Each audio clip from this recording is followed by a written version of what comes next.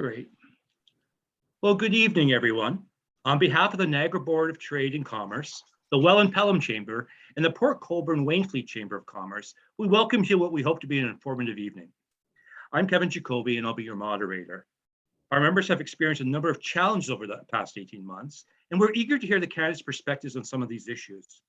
We have identified 4 situations that we've asked the candidates to address. Each candidate will have up to 3 minutes to present their position on each topic.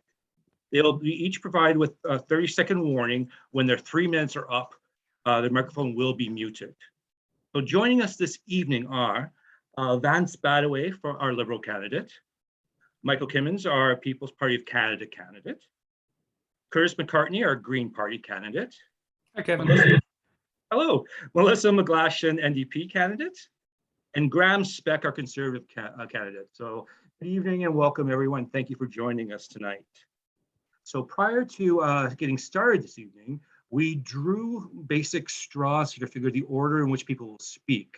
As we progress through the topics, we're going to be rotating the speaker order down 1 notch. So each person will have an opportunity to be first to speak, except for the person who chose number 5, who will, unfortunately, since we only have 4 topics, will be going second for our last topic. So our first topic is, our 3 chamber organizations are comprised of businesses, both large and small. Many of them are expressing a common challenge, though, and that's labor. These businesses are not able to open to capacity, accept new business, or even move forward with expansion plans because they simply just don't have the people resources. How will your party address this national crisis? And speaking first will be Vance.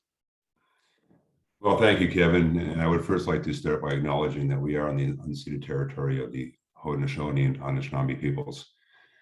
Folks, we've all been through a tough year and a half. Canadians have really stuck together to get through this. And I'm proud to be a part of a Liberal Party who made absolutely sure that we had enough vaccines for all Canadians and who put programs in place to help workers and businesses.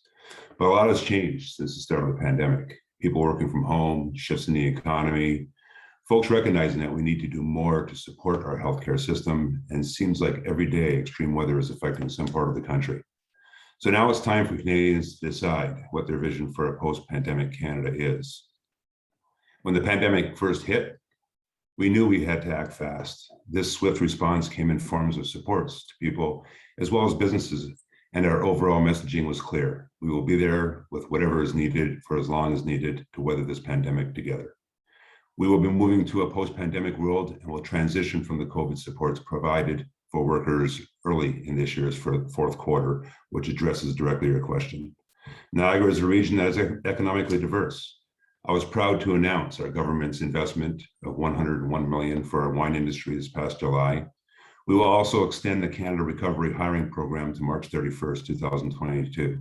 This program will provide eligible employers of up to 50% of incremental remuneration paid to eligible active employees to ensure that Canadians get back to work or rebuilding our sectors. Specific to the trades, we'll be introducing a labor mobility tax credit to allow workers in the building and construction trades to have more flexibility with domestic job options. Without question, COVID had a major impact on Niagara's economy. It's been especially difficult for women, and that's why we're moving forward with $10 a day childcare to ensure parents can get back into the workforce. On top of other COVID supports like the wage and business subsidies, I was proud that our government also brought in support specifically for the tourism and hospitality industry. This fund alone provided $2.3 million to support Niagara Centre.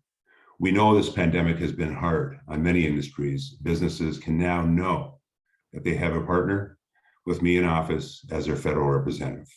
Thanks, Kevin. Thank you, Vance. Now we'll hear from Curtis. Yeah, let's see if we can get that going. Hi, folks. My name is Curtis Mccartney, MP candidate for Niagara Centre, Green Party of Canada. And of course, you may be hearing a lot of things on the news about all of these different plans that different parties have. The one thing I'd like to speak to, of course, first is trust and how you can trust us to support small businesses, including the fact that we've committed to maintain the small business tax rate at 9%. That is one of the key components of how we can have our progressive agenda along with supporting small businesses against, of course, unforeseen tax policy changes. Now, small businesses really are the backbone of our Canadian economy, creating more employment in the private sector than the big corporations. They create good, stable jobs and offer competitive wages and benefits. And because they're small, they are nimble in adapting to global markets. When it comes to how we can support businesses, especially coming out of COVID, I know we've got two main components to this. This is, of course, our transition to the green economy, as well as the implementation of new clean technologies across all SMEs. Now, small and medium enterprises will benefit, of course, from our education policy as well. I know we've taken a very strong stance on tuition, in that we believe that education should be free. And we're going to be working, of course, to ensure that the future of Canadian businesses starts with strong, educated Canadian citizens. And across all that, I know we've got probably the most ambitious plan in terms of the green economy, not the liberal green economy, but the green economy, the part where we end our subsidies for oil and gas and work to transition these workers. Now, this is going to involve establishing a federally funded green venture capital fund of $1 billion to support viable, small, local green business startups. Many of you may already have some of these ideas, these secondary businesses, third businesses. Goodness knows, any good entrepreneur in Niagara is a serial entrepreneur. And what we'd like to do is to continue that spirit of innovation and go beyond where we are right now and into a green future. Oh yeah, there's more time. Wow, we have a really succinct and clear plan. So it really does feel like this strange opportunity where we're like, stuck on this one. So I'd like to actually expand a little bit and highlight the fact that we'd also like to protect your internet bills in these businesses by doing the right thing, not colluding with big telecom or having secret meetings. We'd like to, of course, make sure that we're supporting small businesses by supporting their access to the services that they need most to do things like this. Thank you. Thank you, Curtis. Now we'll hear from Graham. Hello, and thank you. To get our economy back on track, Canada's recovery plan will recover 1 million jobs lost in the sectors hardest hit by the pandemic and get as many people back to work as possible in every part of Canada, in every sector, as quickly as possible. Once the Canada Emergency Wage Subsidy ends, we believe people will be eager to return to the workforce. Canada's Conservatives will produce the Canada Job Surge Plan to get Canadians back to work. An O'Toole government will pay at least 25% of the salary of new hires for 6 months after CEWS expires. To help those who have been unemployed long-term, our plan will cover up to 50% of the salary of those who have been unemployed for 6 months or more. The Liberals, NDP, and Greens don't have a plan to get Canadians back to work. Even before the pandemic, they've given us the worst economy since the Great Depression. Canada's Conservatives will ensure that workers have the training they need for the jobs of today and tomorrow by supporting training programs. We will also bring women and new Canadians into the skilled trades. With Canada's recovery plan, we will invest $250 million over 2 years to create the Canada Job Training Fund.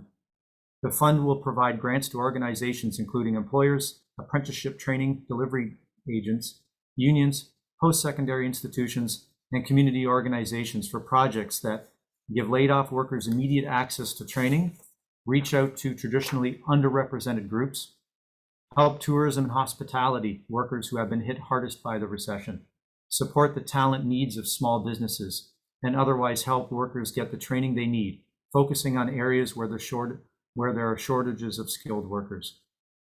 Create the Working Canadian Training Loan to provide low-interest loans up to $10,000 to people who want to upgrade their skills, empowering workers to determine what training they need rather than have the government tell them. Helping newcomers maximize their success by allowing them to work in their field of knowledge and expertise is good for Canada and our economy. To help remove barriers for the skilled trade professionals we need, Canada's Conservatives will launch a credential recognition task force. Thank you. Thank you, Graham. May we hear from Melissa, please? Yes, thank you so much for inviting us today and giving us this opportunity to speak to you. When I hear the term national labor shortage, what comes to mind for me is the impact of the COVID-19 pandemic on women's participation in the workforce. Women are a huge part of our workforce, and we know that they're disproportionately impacted by issues such as childcare and elder care, which were already serious issues before the pandemic, but have been greatly exacerbated by the situation with COVID-19. In July of 2020, CBC reported that women's participation in the workforce was down to 1980s levels. Women feel like they're going backwards. Women were more likely than men in this emergency to have to leave their jobs or reduce their hours in order to provide care to others. The NDP have been championing solutions to these issues for decades, and we still are. Keeping women out of the workforce will be an enormous barrier to our economic recovery.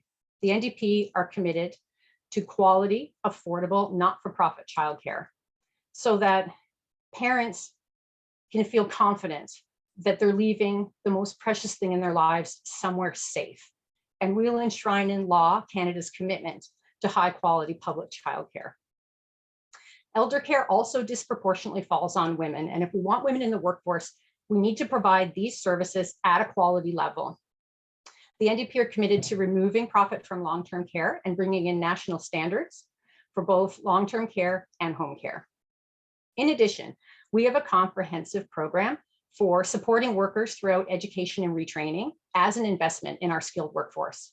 And while previous governments have made recognition of foreign credentials an almost insurmountable obstacle, we are committed to recognizing people's education and skills training. Thank you. Thank you, Melissa. And now we'll hear from Michael. Thank you. So all across Canada, we're hearing more and more about labor shortages. And I believe this is a direct result of our government's policies in regards to COVID-19. When a country pays people to stay home and not look for work, the obvious result is that businesses will find it harder to find the people they need to grow. Now, there's no doubt that through the pandemic, the government had to step in and provide support to those that lost their jobs or were unable to work. However, what we're seeing now is a great example of what happens when a government gets too involved. A PPC government would wind down COVID emergency spending and lower the taxes on businesses and individuals. This would give businesses the fiscal room to invest directly back into their own businesses. You could use that money to increase the wages you're offering or other incentives to make your businesses more attractive to people that are looking for work. We believe in putting the money back in your pocket so that you can make the best decisions on how to address the issues you are facing, rather than giving that money to the government and then having them decide how they will help you. We would also put in place a policy of mutual recognition that ensures a worker's qualifications from one province would carry over and be recognized in all the others. Thank you. Thank you, Michael. Our second topic today is the Niagara Centre riding is uniquely positioned with ease of access to both water, road, rail, and air transportation. What investments will your party make to help us realize our position as one of Canada's key export gateways? And to start off this conversation will be Curtis. Okay, well, international trade may not be necessarily one of the strong points in the main platform from the Green Party. However, anybody who lives in Niagara immediately knows that we have, as you mentioned, a unique position economically to transact not just with the United States, but we are really the global hub for digital business. And regular basis, I am familiar with folks over in our digital community that fly into Buffalo because this is the hub, come into the United States, do the US work, come into Canada, do the Canadian work. And if we're able to capitalize on even a portion of that, this is going to be absolutely crucial as logistics and technology are inexplicably connected. We are seeing this already in major global businesses like Amazon, like Google, and of course, going beyond that, we really need to make sure that we're providing this opportunity, not just to ships going through the canal, not just to new bypasses or folks that are still calling for a mid-peninsula highway, but to make sure that we're doing this in a logical and responsible way, utilizing, of course, our what did they call that one again, Vance? The trade zone, the area over in Niagara Falls that really seems to be going from production facilities to warehousing. Now, we had an opportunity to do more production, but the way our government has been operating the economy, we are in an uncompetitive position in terms of labor, and we are in an uncompetitive position in terms of energy, and we are in an uncompetitive position in terms of taxation. So I know this really sounds like Mike and Graham and Vance's strong point, but I hope that they can provide some useful input for green policy as we move forward. Thank you. Thank you, Curtis. Our next speaker will be Graham. Sure. A modern Canada needs modern infrastructure. This means connecting all Canadians to high-speed internet and building the necessary transit and roads to keep people and goods moving. A Conservative government will immediately get shovels in the ground on projects, including transit, roads, rail, and broadband projects. Canada's Conservatives will open new markets for our livestock, grain, and oilseed producers in our free trade negotiations. A Conservative government will work with our U.S. neighbors to remove the CUSMA limits on Canadian exports of powdered milk to third-party countries and establish reciprocal norms to ensure our quality standards are respected. We will work towards greater harmonization of farm product regulations with our trading partners, especially the United States. Thank you. Thank you, Graham. May we hear from Melissa, please? Thank you. Niagara is a foreign trade zone and economic gateway with key industries such as manufacturing, tourism, and agriculture. The McMaster Institute for Transportation and Logistics identified highway congestion as the greatest source of delay for our supply chains here in our region. We've seen over the last several years that highway congestion is not solved by adding another lane or building another highway. It will be solved by getting vehicles off the road, and that means investing in transit. In recent years, transit funding has been downloaded to municipal and regional governments that really don't have the ability to generate the revenue to appropriately invest in that service. The NDP is committed to getting cars off the road, reducing gridlock, and reducing greenhouse gas emissions. New Democrats understand that getting our communities moving is critical to our economy as well as better for our quality of life. And that's why we're committed to permanent direct funding to provide modern public transport throughout our country. In addition, we'll provide funding to municipalities to invest in affordable rail and bus options. And where municipalities make it a priority, we feel that the federal government should work with them towards fare-free public transit in order to ease commutes and make life more affordable. Niagara is becoming a commuter region where a person may live in one town or city, but work in another and need transportation there. And studies have shown that if you invest in public transit, if you can provide this service to get people where they need to go in a timely manner and at an affordable rate, people will use it and communities benefit from it. Transit is like Field of Dreams. If you build it, they will come. And also, we know that politicians are not always the experts. I will work with the experts in the field, the chambers, the businesses, the municipalities in the region to ensure that Niagara's unique position is not only utilized, but supports local businesses and labor. We will develop comprehensive industrial strategies to expand domestic manufacturing capacity and supply chain infrastructure. And we will establish a single point of contact for businesses to ease regulatory burden. With this multifaceted approach, by investing in transit to ease highway congestion and in our supply chain infrastructure, we can make sure that Niagara's strategic location is something we can get the most out of. Thank you. Thank you, Melissa. And now we will hear from Michael. Thank you. So as a newer party, we don't have a specific item on our platform in regards to this particular issue. However, were I to be elected as MP, I would work my hardest to ensure that the region gets the infrastructure it needs to be able to take advantage of our geographical location. What I will talk about in a more broader sense is that we need to have the money available to be able to invest it. So the PPC believes in putting Canada first, And I'm sure you've heard a lot about all the money that all the parties want to throw around, but what I want to talk about is where we're going to get some of that money from. And one of the things that a PPC government would do would stop spending Canadian taxpayer dollars all across the globe and invest them here in Canada. So that would free up about a little over $5 billion annually that could be used for both investment projects here in Canada, as well as decreasing our deficit and debt. Thank you. Thank you, Michael. And Vance, please.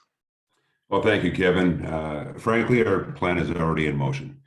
We are about to undergo a transformation in Niagara. For so long, the Welland Canal has been the bane of motorists and a destination for visitors to our region.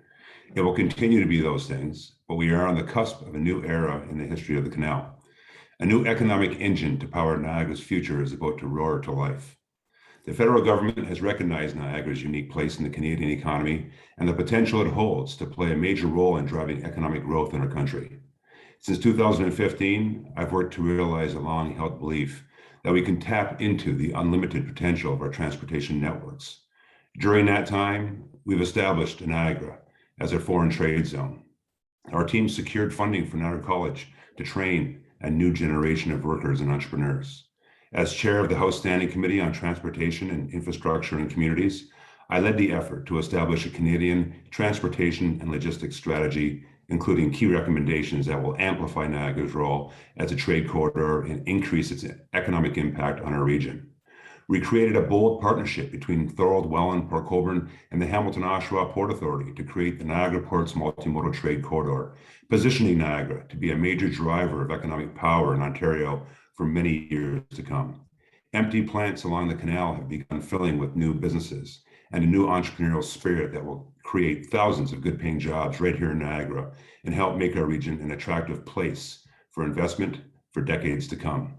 This activity and economic growth will also drive the further development of lands along the canal attached to our water, our rail, our road, and our air assets, allowing even more businesses and industry to see Niagara as an attractive place to do business. These hubs will strengthen and improve the overall economic performance of the Golden Horseshoe and more broadly, Southern Ontario's freight network and marine transportation systems. And I will continue to fight for support from our federal government as we invest in the infrastructure that will allow our goals for increased economic activity to reach its fullest potential. I am proud of Niagara's unique placement when it comes to being a key import and export gateway in this country, as well as growing Niagara as a destination. And that's why I was proud to announce in August, $750,000 towards the Port Colborne Cruise Ship Welcome Center. That will see several Great Lakes cruise ships docking in our riding, and of course, taking advantage of the many attractions throughout Niagara. I also co-founded the Great Lakes Task Force, which ensures any environmental and economic social issues that arise affecting the Great Lakes and St. Lawrence River remains a priority for the federal government. In closing, I am proud of this riding's resilience through the difficult times that we've endured. Niagara Centre can be sure, if re-elected, I will see these projects through. Thank you, Kevin. Thank you, Vance. I appreciate that. Just out of etiquette, if we can make sure that we try not to take away focus from the person speaking and respecting everyone involved, that'd be really appreciated. So our next point of topic for us to speak about this evening is this next statement.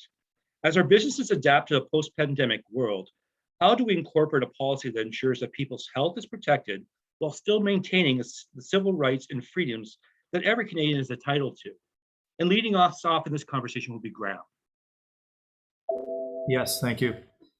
Vaccines are the quickest way out of a pandemic. Liberals and NDP have taken the extreme view of mandates and using identity politics to create division amongst vaxxed and unvaxxed. Trudeau's extremist language even suggested those with serious medical conditions where vaccines are not advised take them anyway against doctors' orders. This is unconscionable. Clearly, he has no interest in people's rights or the safety for that matter. PPC are going the opposite extreme where they don't care at all about public health and have been using misleading language to rile at people as a campaign slogan manifesto.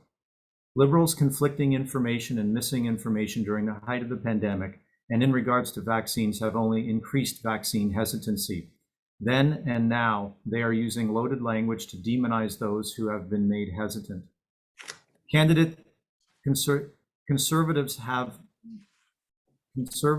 produced a balanced approach. Although we encourage vaccines, we respect people's rights to choose what is best for their own bodies and suggest people follow the advice of their doctors. In order to protect public health, we are advocating for the frequent use of rapid tests to keep everybody safe while still respecting someone's right to choose what is right for them. We believe this is safe and a reasonable approach that respects people's individual rights while still protecting the public. Thank you. Thank you, Graham. May we hear from Melissa, please? Yes, thank you. At this point, we aren't yet in the post-pandemic world, and we don't know what that will look like for businesses. With the spread of variants and vaccine hesitancy, we don't know when we will be in a post-pandemic world. What we do know is that businesses are looking for guidance navigating the world that we're in right now, and they're looking to government to provide that framework. Businesses want to keep their employees and customers safe, and they don't want to have to close in the case of an outbreak or lockdown. They don't want to, and they shouldn't have to navigate public health on their own. To make them do that is an abdication of leadership. Throughout my lifetime, the document that we've been hearing a lot about lately was referred to as an immunization record. My parents had to show my immunization record to enroll me in public school, and I had to show my immunization record to enroll my children. This was to look out for each other, to prevent the spread of disease in close quarters. And that's exactly what the COVID vaccine was intended for, and that's the way I treated it. I chose to get vaccinated to protect myself, my family, and our community. Getting vaccinated to protect those around you is part of our responsibility to each other. And the idea that we have a responsibility to each other is at the very heart of our publicly funded healthcare system. And it's part of our responsibility to each other not to overload that system. Jagmeet Singh is in favor of a national immunization record system that would help businesses to coordinate and would be consistent from province to province. In addition, we want to remove barriers to vaccination through education and, most importantly, I think, meeting people where they are so that they can get their questions answered and talk through vaccine hesitancy. Thank you. Thank you, Melissa. May we hear from Michael, please? Thank you. So before I go into my kind of speech for this, the one thing I wanted to bring up was I've heard immunization records brought up, and it's true that we've always had to have an immunization record for our children to attend school. However, there's always been exemptions for medical, religious, or reasons of conscience. And so those students were always allowed to attend school, and nobody was ever allowed to know the vaccination status of another student. It's always been protected by privacy laws in Canada. So People's Party of Government wants to make sure that we respect the rights and freedoms of Canadians. So although most of the measures in response to the COVID pandemic have been implemented by provincial governments, Ottawa has an important coordinating role to play at the national level and can influence provincial policies. The Federal Public Health Agency coordinates policies with provincial agencies. Ottawa also encouraged and supported lockdown policies through the transfer of tens of billions of dollars in financial aid to provinces and territories. So the PPC would promote a rational and scientifically based approach to the pandemic that focuses on the protection of the most vulnerable, guarantees the freedoms of Canadians to make decisions based on informed consent, and reject coercion or discrimination. We would repeal any vaccine mandates and regular testing for federal civil servants and workers in federally regulated industries. We would repeal vaccine passports for travelers, oppose vaccine mandates, vaccine passports, and other authoritarian measures imposed by provincial governments, and support individuals and groups that challenge such measures in court. We would support emergency provincial measures to protect the most vulnerable, and we would support medical research and development of therapies to treat COVID-19 and other viral diseases. And then the last thing I wanted to say about it really is I think as a country, we need to stop trying to force each other to have the same type of views. Everybody has their own views on this subject and is very touchy. I wouldn't consider myself anti-vax at all. My kids are vaccinated. But what we do need to do is just stop trying to treat those that are not vaccinated like they're sick. Just because you're not vaccinated doesn't mean you're sick. And we're causing a lot of fear in people thinking that just because you're unvaccinated, you're dangerous, and we're causing division, and we're seeing it bubble up in politics. It's probably been one of the most heated campaigns I've seen in a while, and we just need to work on trying to bring all Canadians together, regardless of vaccination status or any of our personal views, so that we can move forward. Thank you. Thank you, Michael. Next, we'll hear from Vance, please. Thank you, Kevin, and I appreciate the question. Folks, we've heard this loud and clear from businesses. They want to keep their employees safe and the public safe while keeping their doors open. You're seeing it with sports teams, the Maple Leafs, the Ticats, all want to show proof of vaccination or a test before watching a game. You're seeing it with other sectors such as hospitality, tourism, and travel. We worked with the provinces to get them access to 45 million rapid tests and 2.7 billion items of PPE. And we'll continue to work with the provinces to make sure they have what they need to get vaccine passports up and running. Vaccines work. We know this and have seen this. Most of the patients in ICUs today are currently unvaccinated. Our party is clear in our position. Get vaccinated. We know the ongoing lockdowns have hurt businesses. They don't want lockdowns, and they can't afford lockdowns. Customers should feel safe, knowing that if they come in with their children, their family, the people around them have done their part to stop the spread of COVID. We have heard from businesses that they are in support of showing proof of vaccinations, which is why if we are re-elected, we would table legislation to ensure that every business and organization that decides to require proof of vaccination from customers and employees can do so without fear of legal challenge. While the province sets out vaccine passports and the requirements and the regulations surrounding it, we are here to support initiatives that keep Canadians safe, including ones businesses put forward. We will always be there for as long as is needed for our business community and for the safety of Canadians. Thank you, Kevin. Thank you, Vance. And now we'll hear from Curtis on this topic. Thank you, Kevin. I know this has been one we've all been watching play out nationwide, even here in Welland. And the first thing I'd like to do is, of course, recognize the over 2 million dead globally, as well as those who have passed here in Niagara.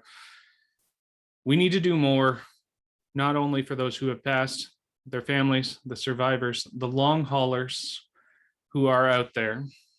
Now, vaccination is, again, policy 1, conflict 2, and I really feel as though this wedge issue has really accelerated this hateful tone. And so before I get into any of our Green Party policies that would use to address this, I'd like to call for folks to, of course, come together, understand your neighbors, and again, don't take it to the level that folks have been doing. It's terrifying, to say the least. When it does come to policy, the Green Party is there, of course, for survivors. We're here to support through the implementation of a pharmacare policy, which includes creating a bulk drug purchasing agency and reducing drug patent protections as it relates to, again, essential medications. We're looking to improve the quality of care in long-term care facilities, creating enforceable national standards for long-term care, and providing investment for seniors' care. I know my father worked for 22 years in long-term care here in the Niagara region, and my grandmother was a nurse for 40 years with the Welland Hospital. It's one of those things where we've seen again and again challenges come up, and well, some people will say, like Michael, that government has been in the way. That's why I'm also opposed, even though this is less of a federal issue, I wanted to voice my support for those who are opposing Bill 124, which is unfairly impacting nursing and, again, marginalizing women in the workplace yet again. And yes, while I do recognize that there are men like my father, a unionized member of in LTC in the past, again, this is largely and unfairly targeting women in the workplace. We also need to continue to provide vaccinations to all those who are willing to and capable of receiving them. Now, the debate on vaccines and passports will continue. And of course, I really hope that people can come together and listen to one another rather than, again, implementing strong 30 seconds. Oh, thank you. Strong and largely, again, one size fits all solutions for folks. I'm vaccinated. My entire campaign team is vaccinated. My family is vaccinated. And I encourage you to get vaccinated if you're capable. If you're not capable, again, this is where I always encourage people, speak to your general practitioner. And if you're suffering, like many folks in Niagara Centre, from not having a general practitioner or not having access to a general practitioner, and Thank you, Curtis. And our final topic for this evening will be this. We've heard from home builders, as well as many other service providers, that as they quote on future work, they have no idea what their costs will be. This puts a lot of pressure on the business, as well as the consumer. What would your party do to ensure more reliable input costs for these businesses? And starting us off on this discussion will be Melissa. Thank you. We've seen the rising cost of lumber during this pandemic, and as well as extreme challenges for our supply chains in what has been a worldwide crisis.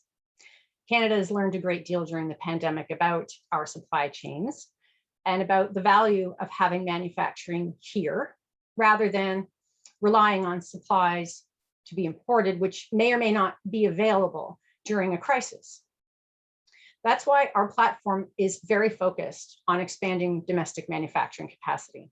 In addition, the NDP will always stand up to unfair tariffs. We're committed to ensuring fair and consistent trade deals. And we're committed to improving the transparency of trade negotiations so that Canadians can clearly understand both the costs and benefits of any agreement and have their say on it before it's signed. Thank you. Thank you, Melissa. Now may we hear from Michael, please. Thanks. So a PPC government would set a inflation target of 0% to try to stabilize the cost consumers and businesses are paying. A large reason why we're having issues with inflation we are today is due to our government pumping an unprecedented amount of money into the economy. Our debt has gone from 600 billion to 1.2 trillion over the course of one prime minister. That means that he has added more debt to this country than every other prime minister combined since 1867. All of the other parties are going to extend that record spending into the future. A PPC government would work to balance the budget within a single mandate. So a balanced budget and a strong fiscal footing are key to ensure inflation is held in check. And if we don't address the deficit as soon as possible, we're going to have more issues with inflation moving forward, and we also won't have the fiscal footing to handle any future emergencies that may arise. We would also work to strengthen our supply chain. I do believe that our governmental policies regarding COVID-19 have artificially created some of these supply chain issues. Obviously, outside of the country isn't under our control, but we would do our best to control everything we can here in Canada. Thank you. Thank you, Michael.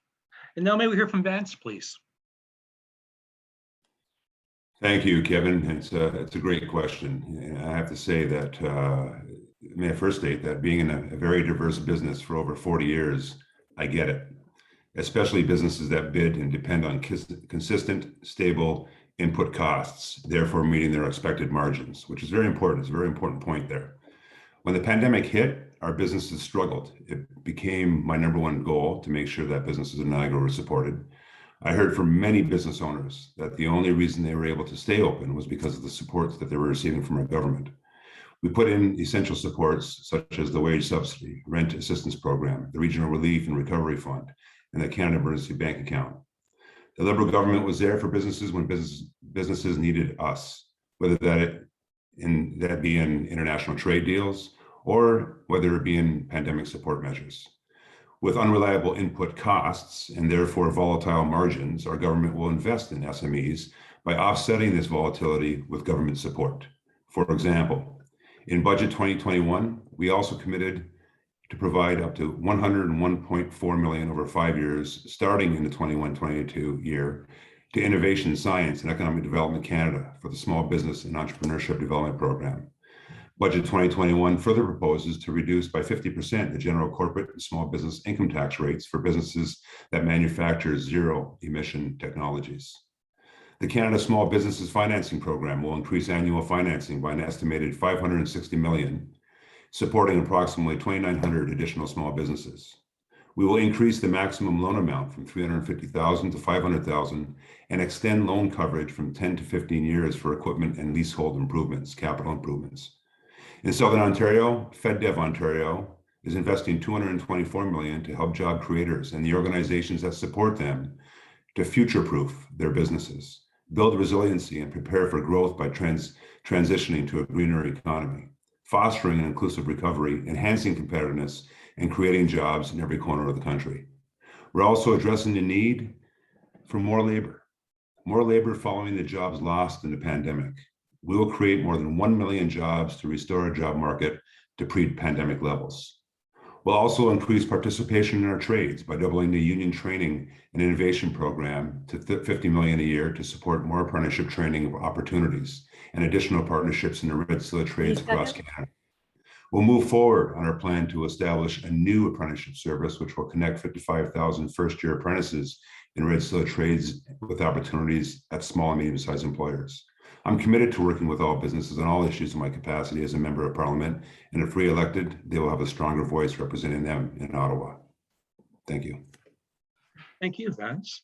And our next speaker will be Curtis, please.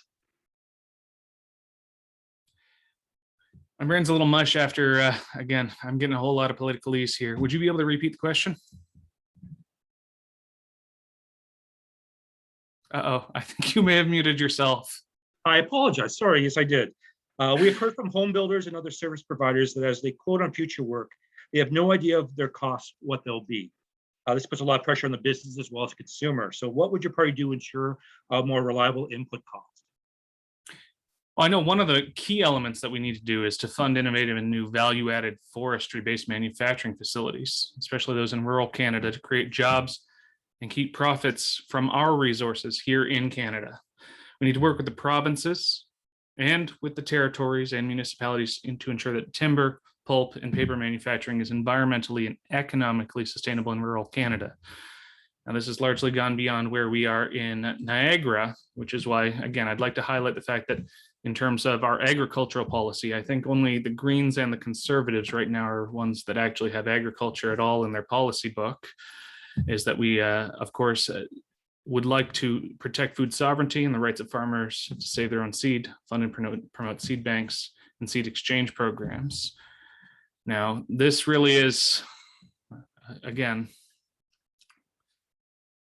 this is one of these elements that we need to focus on, but I know I wasn't sent here to speak about agriculture or to speak about pulp and paper in British Columbia. I was sent here to speak with you about, of course, the issues of the day that matter to people in Niagara when it comes to housing, which includes, of course, creating housing stock that will meet the needs of those with severe or chronic mental health issues. I've been sent here to speak about climate and how climate will impact businesses. And well, I recognize that, of course, it's not really anyone here's fault that we've had no voice taking on any of these climate issues in Niagara or across the country. It really is up to us to not get sidelined by backroom deals or anything like that as we move forward. So before I get cut off again, I'd like to wish everyone a happy week ahead, a opportunity to listen in to the leadership debate tomorrow. And again, my gratitude for coming out today. And hopefully we have a little bit more opportunity over on my live stream coming up this weekend to speak on the issues that matter to folks in Niagara, including housing, climate, mental health. Thank you. Thank you, Curtis. And we're happy to have you here as well as all the other candidates as well. So we really appreciate your efforts. And our last speaker this evening will be Graham. Yes, thank you. As we've heard earlier tonight in this very meeting, Justin Trudeau has ballooned the deficit more than all other previous prime ministers combined. Business is getting more expensive because of Justin Trudeau's massive deficits. The mounting debt and the inflation numbers confirm the problem is only getting worse. Due to the fact a vast majority was unfocused spending that did almost nothing for jobs for Canadians, the flood of cash is driving up prices.